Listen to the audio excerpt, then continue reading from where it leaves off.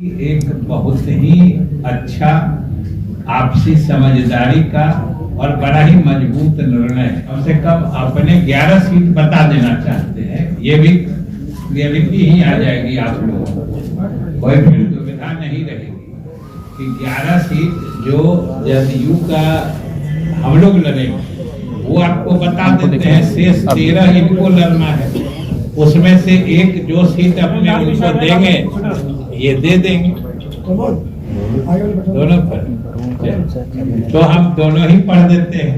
नमस्कार, देख रहे हैं झकास भारत और मैं रविकांत। अभी संजय जायसवाल जो बीजेपी के प्रदेश अध्यक्ष थे और जो शिक्षा मंत्री थे और प्रदेश अध्यक्ष जदयू के उमेश कुशवाहा सहित जो दिल्ली से आए हुए मंत्री थे भूपेंद्र यादव, उनके साथ अभी प्रेस कॉन्फ्रेंस में तमाम बातें बिहार एमएलसी चुनाव को लेकर तमाम बातें की गई है कि 12 सीटों पर बीजेपी लड़ेगी, 11 सीटों पर जदयू लड़ेगी और 1 सीटें लोजपा जो पशुपति कुमार पारस की लोजपा है उसको मिला है अपने सहयोगी दल को। ऐसी तमाम खबरें और भी इस वीडियो में और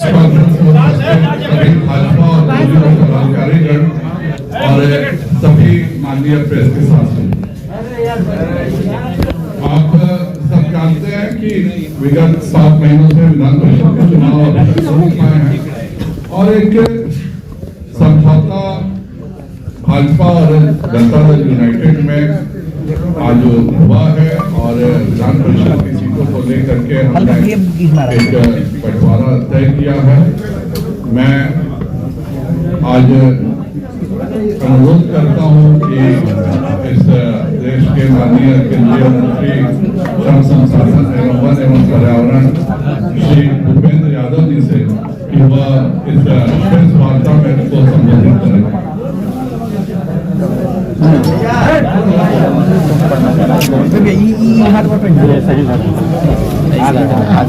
अरे बड़ा आराम से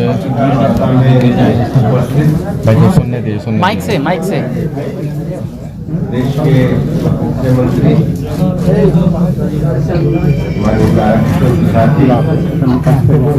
भारतीय जनता पार्टी के प्रदेश अध्यक्ष सम्माननीय डॉक्टर संजय जायसवाल, बिहार के वरिष्ठ नेता और इस सरकार में शिक्षा मंत्री और संसदीय कार्य मंत्री सम्माननीय जनता दल यूनाइटेड के हमारे प्रदेश अध्यक्ष सम्माननीय भाई पत्रकार बंधुओं, भारतीय जनता पार्टी और जनता दल यूनाइटेड की सरकार विगत 4 विधानसभा चुनाव में लगातार जनता का आशीर्वाद लेकर के बिहार की में गिर जाएगा। इधर से हिला रहा है, हम तो अपने प्रक्रिया में बिहार की अनेक व्यवस्थाओं में सुधार, सामाजिक सुधार, बिहार के विकास को आगे बढ़ाने के लिए माननीय नीतीश कुमार के नेतृत्व में हमारी सरकार पूरी तरीके से प्रतिबद्धता के साथ कार्य करती है। दोनों दल आपस में एक दूसरे को सम्मान देते हुए और एक ही मिशन के नाते कि बिहार में सबका साथ सबका विकास के लक्ष्य को आगे बढ़े, लगातार निरंतर विगत 16 वर्षों से मुख्यमंत्री के नेतृत्व में लगे हुए। केंद्र में माननीय प्रधानमंत्री जी श्री नरेंद्र मोदी जी के नेतृत्व और मार्गदर्शन में अनेकों विकास और कल्याणकारी योजनाएं बिहार के लिए विशेष रूप से लागू। सुबह मैं केंद्र सरकार के श्रम विभाग के द्वारा बने हुए ESIC के अस्पताल में और मेडिकल कॉलेज जो बिहार में स्थापित किया गया, जिसका शीघ्र आने वाले समय में उसका उद्घाटन करने गया और आज उसके उद्घाटन होगा, उसका मैं निरीक्षण करने गया। इस मेडिकल कॉलेज का शीघ्र उद्घाटन भी किया जाएगा, एक बड़ा कार्यक्रम किया जाएगा, लेकिन आज उसके निरीक्षण करने के बाद मुझे इस बात की संतुष्टि हुई कि श्रम विभाग द्वारा जो ESIC का मेडिकल कॉलेज बनाया गया, जिसको इस वर्ष से छात्रों के एडमिशन से प्रारंभ किए जाएंगे, सभी उपकरण एक बहुत अंतर्राष्ट्रीय मानक के हिसाब से लगे हैं। आज हमारी माननीय मुख्यमंत्री श्री नीतीश कुमार जी से वार्ता हुई और आने वाले समय विधान परिषद के चुनाव में दोनों दल मिलकर के चुनाव लड़ेंगे। आने वाले समय में विधान परिषद की 24 सीटों पर चुनाव होने वाला है।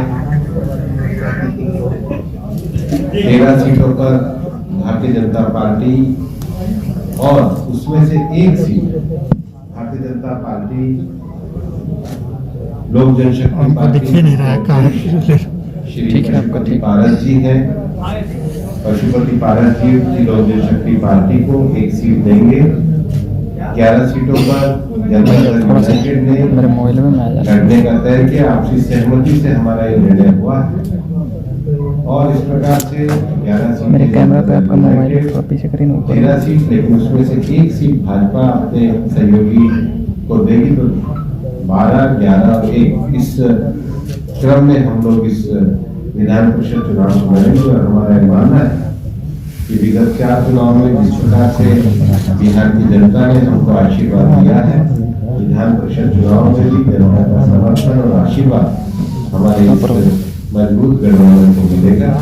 मैं विजय चौधरी जी से भी आग्रह करूंगा कि वो जदयू की ओर से आपको इसके बारे में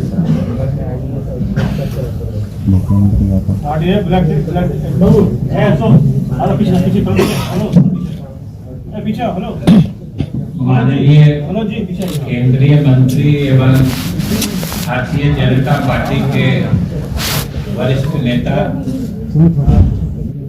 आदरणीय श्री भूपेंद्र यादव जी, बिहार के उप मुख्यमंत्री श्री रामकिशोर प्रसाद जी, भाजपा के प्रदेश अध्यक्ष और सांसद श्री संजय जायसवाल जी, जनता दल यू के प्रदेश अध्यक्ष श्री उमेश कुशवाहा जी और यहाँ उपस्थित सभी पत्रकार मित्रों, सबसे तो पहले आप तमाम लोगों के साथ हम भूपेंद्र जी का भी स्वागत करना चाहते हैं, जो कि दिल्ली से विशेष रूप से गठबंधन और भाजपा जदयू की आपसी सहमति और समझदारी कैसे बनी रहे, इसके लिए इन्होंने अपना समय निकालकर यहाँ पधारने की जहमत उठाई है। इसके लिए हम इनको भी धन्यवाद देते हैं। और मूल बातें हमारे भूपेंद्र बाबू ने आपको बता दी हैं कि किस ढंग से पिछले 16 वर्षों में नीतीश कुमार जी के नेतृत्व में यहाँ सरकार लगातार काम कर रही है एनडीए की, और उसका जो असर है आम लोगों पर या उसकी जो सराहना है, इसका सीधा जागता प्रमाण है कि चौथी बार ऐसा विरले ही होता है कि एक ही नेता के नेतृत्व में चौथी बार लगातार सरकार बने। ऐसा कम होता है, कम प्रदेशों में होता है। तो ये हम लोगों के सरकार की विश्वसनीयता है। और जिस ढंग से अभी भारतीय जनता पार्टी और जनता दल यू का गठबंधन, अन्य हमारे सहयोगी दल भी हैं, उनके साथ जितनी मजबूती से चल रहा है, यह आपके सामने है। जो वर्तमान परिप्रेक्ष्य है, ये जो विधान परिषद के स्थानीय निकाय से जुड़े चुनाव है, आप सब जानते हैं कि उसमें 24 सीटें हैं अभी रिक्त। वैसे तो नियमतः तो इसमें 8-8 सीटों पर 3 क्रम में चुनाव होने होते हैं। 1/3 सदस्य रिटायर करते हैं और प्रत्येक 2 वर्ष पे चुनाव होने। लेकिन पीछे के समय में कुछ ऐसी परिस्थितियां बनी थी जिसके कारण से एक साथ 24 सीट रिक्त हो गए और फिर पिछली दफा से 24 सीटों पे एक साथ चुनाव हो रहे हैं। और हम लोगों की आपसी समझदारी इसी क्रम में बननी थी और स्वाभाविक रूप से इनके 13 थे तो ये 13 लड़ना चाह रहे थे, लेकिन हम लोगों के अलायंस में जो एक आपसी समझदारी का जनता दल यू और भाजपा का 50% का एक समझौता था, उसके साथ हम लोग 12 लड़ना चाह रहे थे। तो ये हम लोगों का की पुरानी इच्छा थी। इस पर कई राउंड हम लोगों ने बात की और रास्ता इसका निकला जब इन्होंने जैसा बताया कि एक सीट इनको सहयोगी दल पारस जी के लोजपा को एडजस्ट करने, नहीं हिलाए बाबू, नहीं हिलाए, उसमें सामंजित करने के लिए आवश्यकता थी।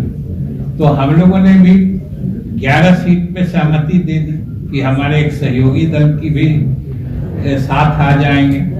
तो जैसा कि इन्होंने बताया कि 12 पे भाजपा लड़ेगी, 11 पे हम लोग लड़ेंगे और एक सीट पर हमारे लोजपा पारस जी वाली लोजपा के उम्मीदवार लड़ेंगे।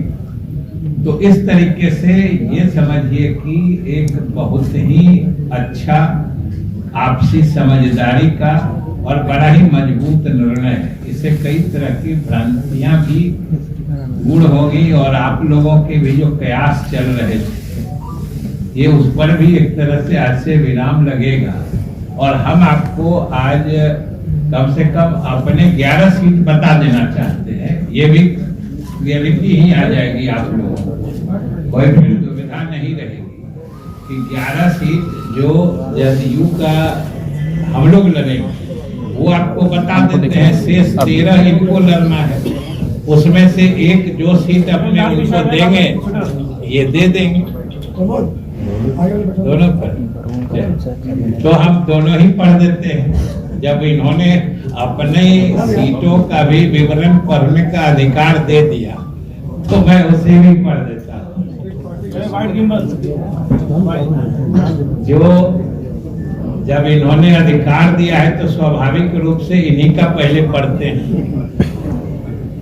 कि भारतीय जनता पार्टी लड़ेगी जिन 12 सीटों पर, 12 और एक 13 जो पारस जी का है। तो भारतीय जनता पार्टी रोहतास पहला, दूसरा औरंगाबाद, तीसरा सारण, चौथा सिवान, पांचवा दरभंगा, छठा पूर्वी चंपारण, सातवां किशनगंज, आठवां कटिहार, 9वां सहरसा, 10वां गोपालगंज, 11वां बेगूसराय, 12वां समस्तीपुर, 13वां वैशाली जो ये अपने सहयोगी दल पारस जी के लोजपा को दे रहे हैं।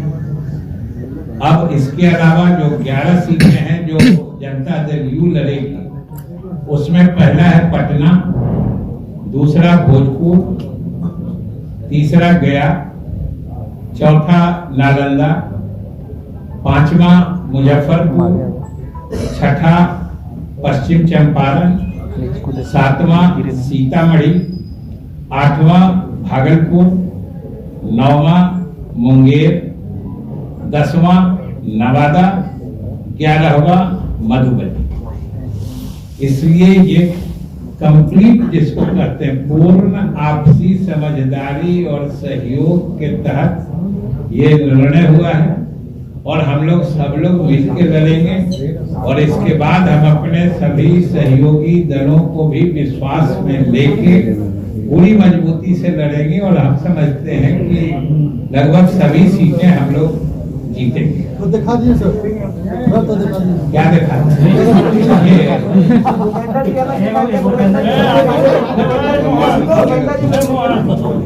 अच्छा